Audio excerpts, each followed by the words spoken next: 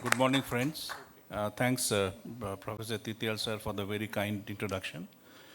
In my presentation, I'm going to talk to you about how I have tamed the IFIS eye. I'll start off with a video, which is about maybe 15 or 20 years old, and I'm sure all of you would have encountered situations like that.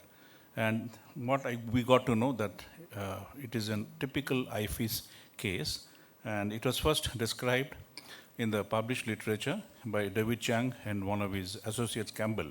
So they found that patients with benign prostatic hypertrophy who were on alpha blockers, particularly the uroselective blockers like tamsulosin, displayed this particular phenomena because they shared common receptors in the iris dilator muscles and various other muscles all over the body.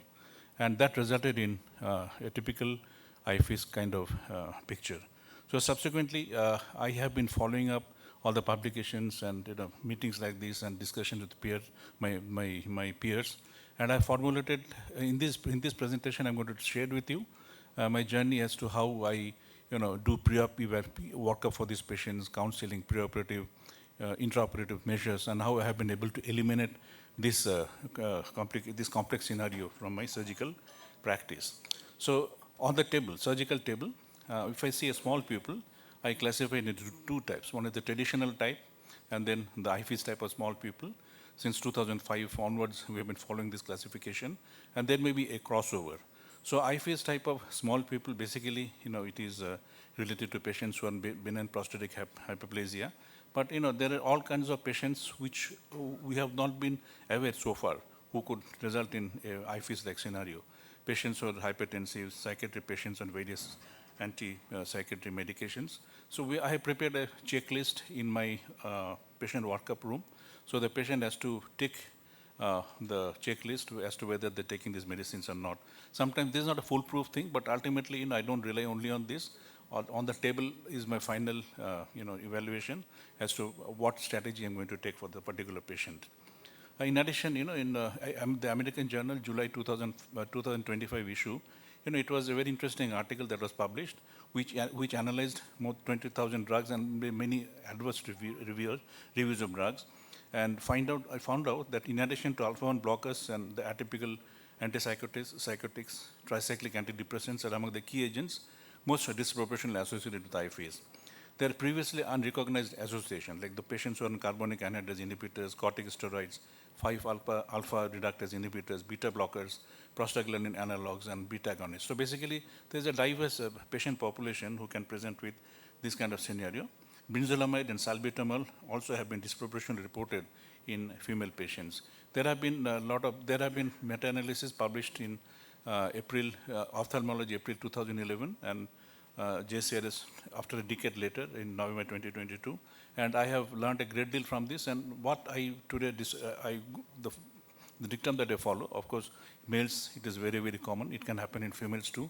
Hypertensive patient, it is seen. We don't know whether it is because of the hypertensive status of the patient or the antihypertensive medications. Patient with decreased dilated pupil diameter, I think that is one of the most important yardsticks that I take into account in my practice when I do IFA, this kind of complex scenarios. Tamsulosin, we have already, and various other medications. Now, the meta-analysis showed that there is no consensus regarding a definitive preventive strategy like many of us have been following. So I don't discontinue tamsulosin. It doesn't make any sense. I have used topical atropine and discontinued it. Intracameral epinephrine have been used by surgeons, but it may be useful at the beginning, but not when ILISA started prolapsing out. And there's particularly no role for topical NSAIDs. This is what is most important, So there have been various reports which show that even if a pupil doesn't dilate beyond 6.5 millimeter or 7 millimeter or 8 millimeters, can be associated with IFIS. But this is what I follow. If I take the intuitive pupil to limbal diameter, so on the OT table, where they expect a maximum dilatation, if the pupil limbal diameter ratio is less than 60%, I consider this as an IFIS patient and will use intracameral mydriatics for them, like Phenocan Plus or T Ultra for these patients.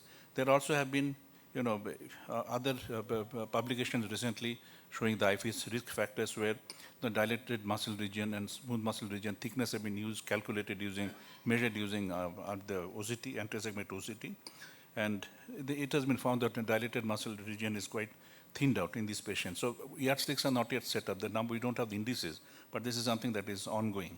So when I have a pupil limbal ratio less than 60%, and if I can still do a rexis, more than 4 millimeters pupil size, I would use these intracameral cocktails and you go ahead with phacoemulsification.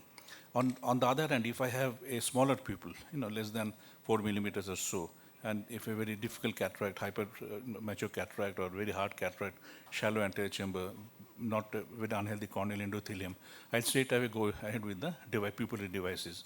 You may use a pupillary dilating device, but please be aware that it can still give rise to peripheral iris prolapse through the main incisions if a wound is not properly constructed. So I would not go through the video because there may not be much time, but you make a longer corneal incision.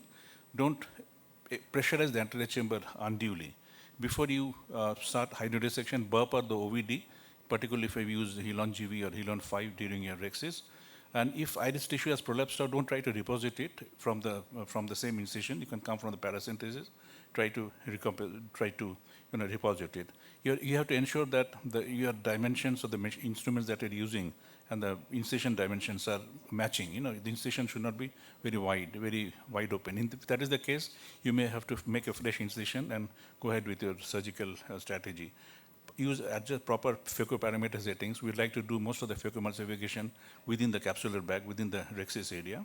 And if there is an iris prolapse that happens, this is a particular patient that is showing, and had all sorts of problems. Pupil become small during irrigation aspiration. So one can use an iris hook or a pupillary device if the pupil becomes small after the nucleus has come down, and there is difficulty in removing epinucleus and the cortex. And this is how the patient did pretty well. So this is a patient where a patient had, intraoperative iris prolapse. I had used iris hooks. In spite of that, there was subincisional area in iris prolapse. So I used an additional hook here. Let me just show you. So I used a hook here subincisionally so that iris was pulled out of harm's way, so giving a free access into the anterior chamber for phacoemulsification, and patient had done extremely well. So friends, in conclusion, I'd like to say that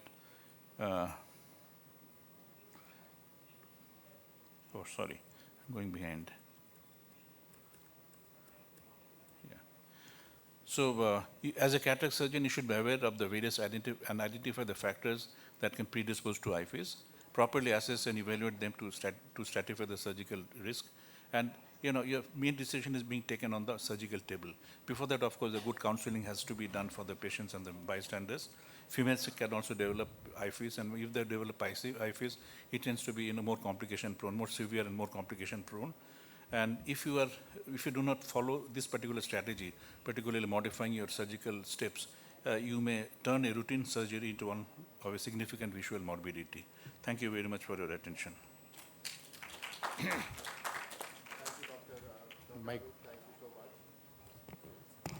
Sir, sir, actually, actually, some patient actually come with a very acute angle closure with floppy iris. So how can we plan to manage that type of patient? Because there's cases are there, especially the drug induced, like tamsulosin. So which is Stopping does not work.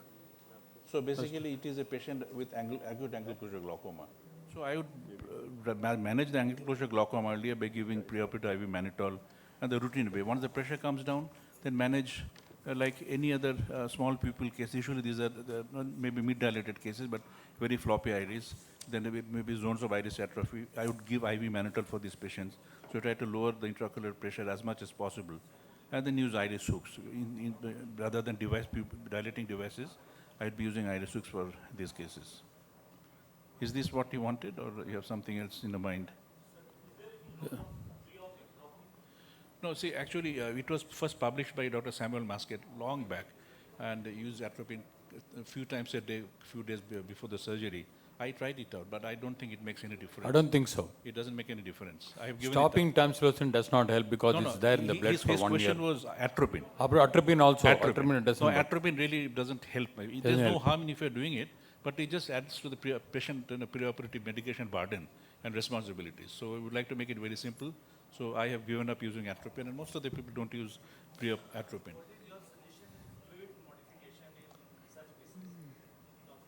Yeah. So, yeah, for the fluidics and the parameter settings, yeah. So see, first I'll ensure that my rexis is not too large. So it says many patients with IFIS can have a preoperative pupillary size more than 6 millimeters. So you may have a tendency to make a larger rexis. No, my rexis size will be about 4.5 to 5 millimeters, and subsequently all my manipulations will be happening within the anterior chamber, within the capsular bag. I'll also make sure that irrigation that goes on from the phaco handpiece, so that is in both the jets, they don't hit the pupillary margin, or they don't go behind the iris, because if that happens, then pupil immediately comes down. So all these things should happen within the capsular bag. And again, my irrigation flow parameters will be less. Many of these cataracts tend to be hard, so you have to use higher phaco power depending upon what the nucleus is. But basically, lower parameters than what I would be using for a routine case. It will slow down my surgery a little bit, but that is okay because I'm producing good result for the patient. And all the fluidics, turbulence, etc. within the capsular bag. So you basically would like to sequestrate all these fluidics from the anterior chamber and keeping them confined within the capsular bag. Okay, thank you, Arup. Thank you, Arup. Great. Yeah.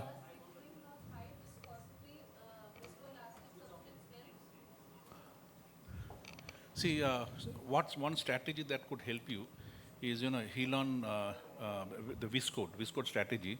So here you would prefer to use the viscoat in the peripheral areas, so stabilize the peripheral iris. Viscoat doesn't come out of the eye, so it stays within the iris, within the anterior chamber. So it will prevent the peripheral iris from coming through. This is a strategy Steve Archinov had described, in this thing. But normally it may not be necessary.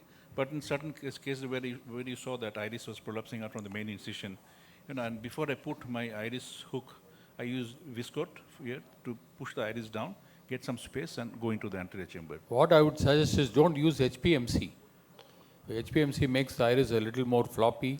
So use dispersive viscoelastic like viscoat or Hyalon. What's your take on that, sir? Yeah, HPMC is more. I would definitely recommend using HPMC on the cornea. On to the give cornea. you better visibility. On the cornea. Yeah, Intraocular. Arup has nicely explained. I think, something which can remain there as a bolus. Yeah. The viscoat will remain there, but especially in the side ports, when the on the main wound, the pupil is iris is trying to come, you put a bolus there, then you manipulate subsequently. And he rightly pointed, low IOP surgery can really make a thing very, very safe also. But it is, as he rightly said, identifying the floppy iris case is important. So that you don't further damage the, the area. As soon as you manage, it's better. Yeah, and sir, on a lighter note, I would like to add, like what I have been taught is, Iris is like a girlfriend. Don't छेड़ो ही मत उसे तो और छिड़ेगी नहीं. Don't play around with her. So yes. Thank you very much. Yeah. Play around. Just one second. If the iris comes out and if you try to push it back, okay, it has happened to me, it will happen to everybody, I'm telling you. आप छेड़ते There'll रहते be a लोगों को huge ना, बस छेड़ा tear. करो. There'll be a huge tear in the iris. So Yes. you have to be very careful to always Thank make you sure. so much, sir. Yes, And sir. I Mohan think will we're be running careful. He'll not shadow anybody now. No, sometimes you can take advantage of the prolapsed iris because that gives you better exposure. So you can go from the paracentesis to remove the subincisional cortex instead of pushing the iris back. And once the cortex is removed, then of course the iris can be pushed back from the main Side incision port. of the side port of the. Yeah, whatever you do it, if you have to manipulate too much, like the iris tissue is coming every time out, there will be a pigment release, there will be inflammation. In the post-op period, you have to be little careful managing the inflammation because that is very important for these cases. You're bound to have some inflammation more than the routine cases. So it is not only the surgery, it is the post-op period is also very important. Use steroid frequently, use steroidal drugs for those patients Just for longer time. access my YouTube. There is a video on by me. It's called IFIS 7 Steps to Success. Thank you. Let's Okay. have